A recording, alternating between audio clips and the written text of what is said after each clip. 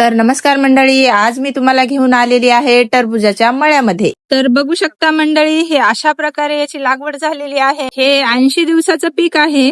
लवकरात लवकर जर आपल्याला समजा काही उत्पन्न जर काढायचं असेल तर टरबूजाचं उत्पन्न हे एकदम चांगलं आहे. बघा, याची आता 15 ते 20 दिवसात याची हार्वेस्टिंग होणार आहे.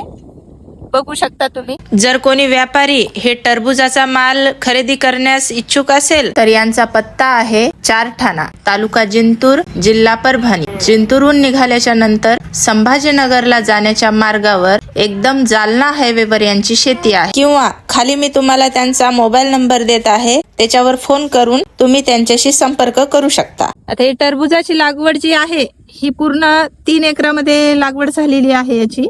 याचं आता उत्पन्न जे आहे तर याचा बहार बघून 40 ते 45 टन याचं उत्पन्न निघण्याच्या मार्गावर आहे. बघा, बघू शकता तुम्ही. हा जो टरबूजाचा प्रयोग आहे हा करून बघायला काही हरकत नाही.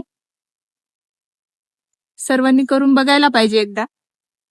जे शेती ज्याची आवड आहे अशा प्रकारे हे. तर अधिक माहितीसाठी दिलेल्या नंबरवर संपर्क करा.